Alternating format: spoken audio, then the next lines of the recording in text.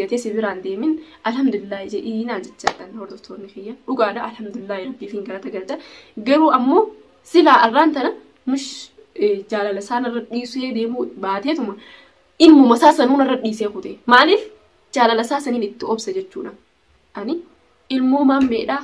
yonni kana godhatee ilmoo maammee irra dhiisee deemuun saadha bas akkaan obsu akkaan sabaata horadhuna godha malee akkaan maammee jibbuun godhu maaliif ilmoo maammee laaleetiin badala maammee ilmoo isaan na bira jira jedhee jaalala isaa ittiin obsa jechuudha. Hortosaa hojjumtoota kiyya jaalala isaa ittiin obsa. Inni na bira hin jiru ilmoo isaa na bira hin jirtu wanni takka na bira hin jiru ni kaan isaa na gubbaa hin jiru waan inni isa ittiin obsu takka illee hin qabu jechuudhaani.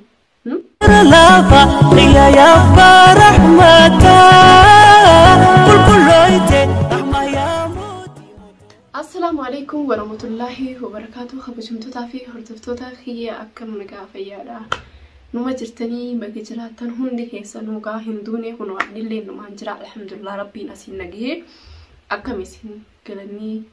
keessan bakka jirtanitti isin haadha qabu isin jecha warreen fayyaa hin qabnes fayyaa qabdanis rabbi isin haa fayyisu anilleen akkuma isin du'aa naa gootanitti nanis du'aa isinii godha warreen qalbiin keessan isin cabellee qalbii keessan isiniif haa deebisu warra isin haa fayyisu warreen yaani nama jaalattanii wajjin adda baatanillee haa bakka bu'u nama gaarii nama nagaa rabbi isiniif haa kennugaa hordosaa kabajamtoota kiyya maal ni beeytanii maammeen jechuudha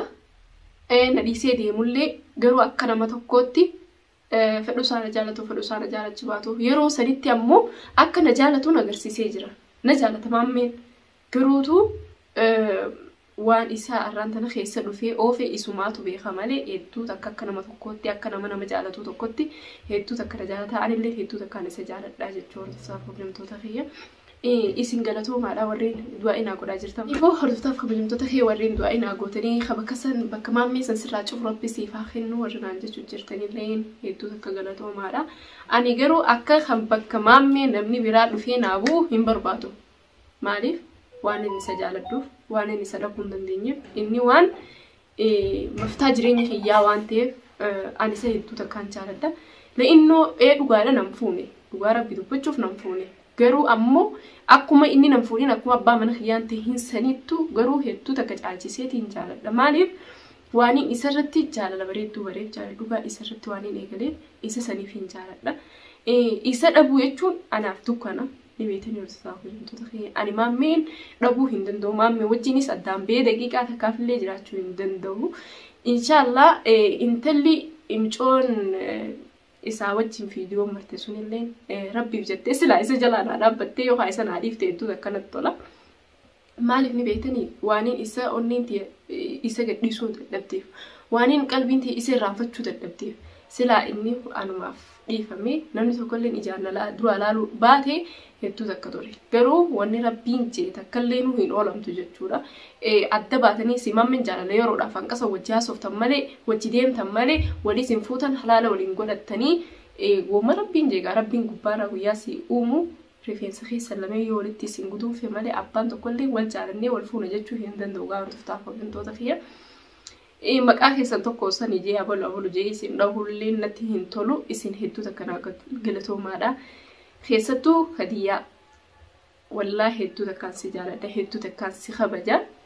siin jaaladha takkaan si jaaladha hedduu takkaan si kabaja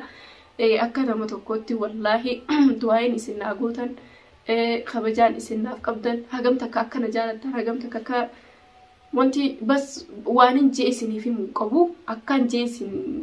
wallahi beeku saniifu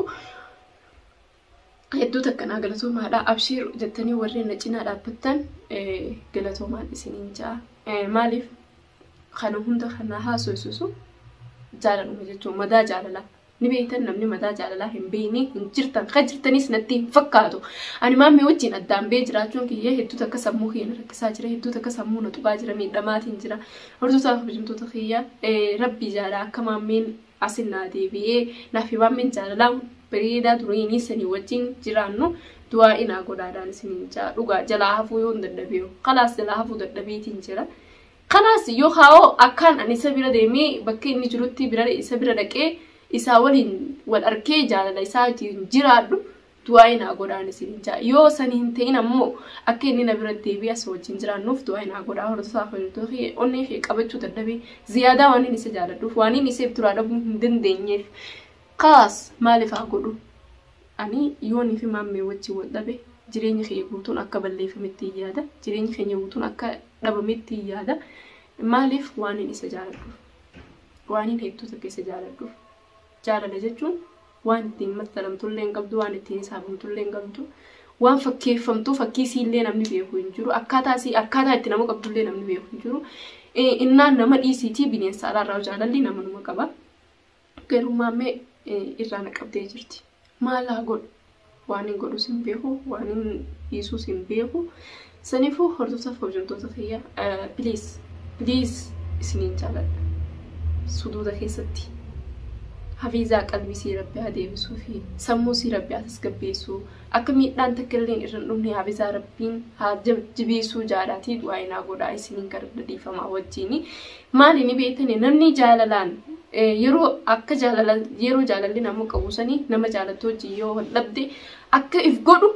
wallahi namni bas ana osoo hin ta'in isin hordoftoonni fi warreen shamarranii kan na jala jirtan warreen na daawwattan miidhaa jaalalaa madaa isiitis mobeetan jechuudha madaa isiisanii kan si fayyisu jaalala malee abadan hin jiru jaalalumaa jaalala fayyisa jaalala hoggaan isin hin jiru nama jaalatan saniitu madaa jaalalaa tana fayyisa jechuudha namni madaa tiyyata jaalalaa kan fayyisu maammee malee tokko hin jiru duniyaa tana gubbarratti illee kajiru natti fakkaatu maaliif hin jirani beeytani waan isa amaniif waan isa jaaladdeef namni nama jaalateef hammaataa hin ta'u nama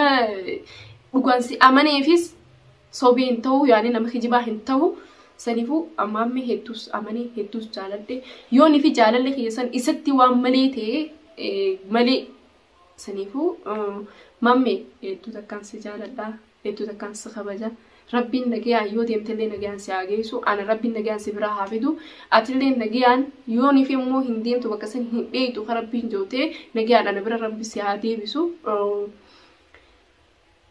hordoftoota hojjettoota waa'ee takkaatu jira beektaa ani maammee dura dhaabbadhee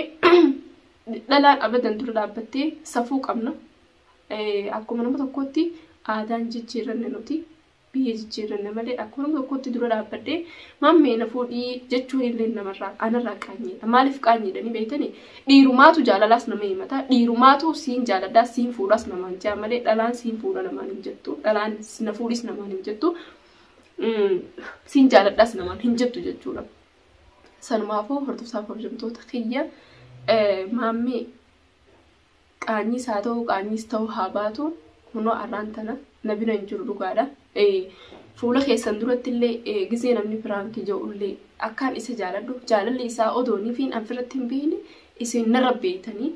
haafisaa obsii rabbisii maammee waliyaa kan nu khalaas isin baay'ee wal jaalattanii naan jechaa turtanii akkasuma arrallee jaalalli isaa hanqaxaa fi firii xaafii takka gartee hanqasni narraa hin naqqasamne ani akkumaan isa duru jaaladhu akkuma gaafa na bira jiru jaaladhutti illee inni yoo deemee micoo san bira kadhaquutee illee anaaf nama jaalatanii wajjin adda baanii nama jaalatte dhabuu jechuun madaa ilaa abadi jechuudha madaa ilaa abadni beekanii madaa ubrii tee guutuu dhahamaa jiraattu namni jaalattu wajjin wal dhabee taanaan ilaa ubrii tee hanga ulee qabattee dulloomtee akhiratti bas namummaa irraa achi baatutti madaa sittaati maaliif nama jaalachuu wajjin adda baatee kophaa kee namni hin beekne amma kana dhufee na fuudhu yookaan kan dhufee lammada na jaalatu Allahu a'lam rabbii tokkichaatu beeka saniifuu nama akkasiitii wajjin nama jaalatu wajjin wal dhabu jechuun madaa ilaa aba jechuun hasirraan baane ta'in fayyine ta'e ilaa ubrii tee guutuu dhahamaa si dhagayamaa imimmaan sirraan qooru jechuudha gis takkallee jaalalli kee isuma sanii wajjini qalbiin teetillee isuma jaalatu sanii wajjin dhugaadha eega sin fuudhin ke ilmoollee odoo sittiin godhin nikaasi godhatee ilmoo wajjin si gatee si biraan deemin alhamdulillah jedhii naan jechaa hordoftoonni kiyya dhugaadha alhamdulillah rabbiif hin galata galcha garuu ammoo silaa arraan tana mush jaalala isaan irra dhiisee deemuu baateetuma ilmuma isaa sanuun irra dhiisee kute maaliif jaalala isaa saniin itti obsa jechuudha ani ilmoo maammeedhaa yonni kana godhatee ilmoo maammee irra dhiisee deemuun saadha bas akkaan obsu akkaan sabaata horadhu na godha malee akkaan maammee jibbuun godhu maaliif ilmoo maammee ilaaleeti badala maammee ilmoo isaan na bira jira jedhee jaalala isaa ittiin obsa jechuudha. Hortotaa hojjumtoota kiyya jaalala isaa ittiin obsa. Inni na bira hin jiru ilmoo isaa na bira hin jirtu wanni takka na bira hin jiru nikaan isaa na gubbaa hin jiru waan inni isa ittiin obsu takka illee hin qabu jechuudha. Waa takka waan inni isa itti obsu hin qabu. Garuu maaliif akka deeme waa dhalaa sadii micoosanii deeme moo waa jireenya isaa jijjiirachuuf deeme moo takka anuma jibbeeti maal isa akkaan godhee hammeenyi akkaan isa godhee sin beeku namni tokko gisee nama gammachiisuudhaaf waan tattaaffii isa kananiin gammachiisa jettee ati tattaaffii goote tattaaffiin ati isa gammachiisuuf gootu sanii yookaan ammoo waan malee ta'uu mala yoo gocha kee keessatti illee waan malee arkee yookaan ammoo ani isa aarsee hoggaan isiniin jiru jaalala keessatti isa mufachiise rabbiitu beeka. Garuu ammoo silaa mammeen anumaa wajjin umurii isaa guutuu jiraate natti tola. Garuu wanni rabbiin jee malee Hafizaan jetteefillee na wajjin hin turu. Mammeen Hafizaa wajjin tura jeefillee na wajjin turu. Maaliif? Waan rabbiin jee malee waan rabbiin kalee dabbitee mammeen si wajjin turu. Hafizaallee siif mammeen walirraan taatanii jee malee ilmi namaa lakki isinii fuudhaa jeetis wal fuudhuu hin danda'u. Saniifuu gaafa hordoftaa hojjumtoota kiyya. Sakkanaatiin isiniin jaa maali yoo jettan taate ilmuma namaa tokko qaati fi keetii filattee jaalatte malee yoo obboleessi keessii file yoo aaliin keessii filte abadan numa amanteen jaalate. Maaliif ifii isaati haasirraa qabamu ati illee naarraa qabamtu. Silaa maammee duriinis beekee walirraa qabamnee naaf inni turre maammeenis arrana dhiisee hin deemu. Maaliif isiin dumbuu siyaadana jaalatti meeqoo qalbii siimaaf hin cabsaa jenna biratti umrii isaa guutuu jiraata.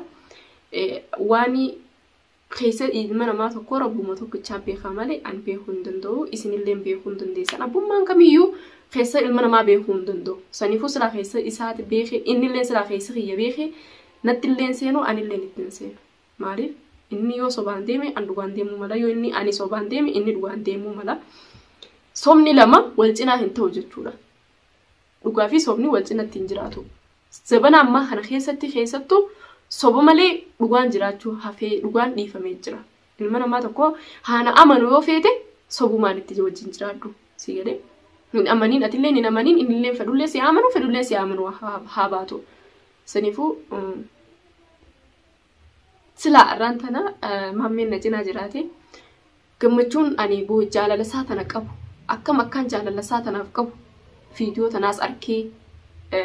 shabakaa irratti illee bootiin jiru silaa shabakaa irratti illee beetuma jaalalaan isaa qabu kaniin social media gubbatti ol bee dubbataa jiru kana silaa arkee hedduu takkanatti tola. Keessi hiyyaas akkumaan afaaniin dubbadhu kana keessi hiyyallee madaa'ee sammuun hiyyallee na nyaadhamaa jira jechuudha. Kana cufa kanarraa cufu maammeedha jeetii yaada. Kan madaa xiyyeetan hunda na fayyisu. Kan sammuu xiyyatanii fi facaatee kanallee guuree bakka takka waliin na deebisu maammeedha jeetii yaada. Saniif dhugaa hordoftoota hojjetoota kiyya garuu silaa viidiyoo tana arkee maammeen ol bee hukuma takka waan irra deeme yookaan akkamitti akka deeme yookaan ammoo micoosan jecha deeme moo yookaan ammoo suuduma naguma isaatiin seenuudhaaf jireenya namaa biyya Yaman keessatti namni nu hundinuu suudi jennee taarifnee dhufne malee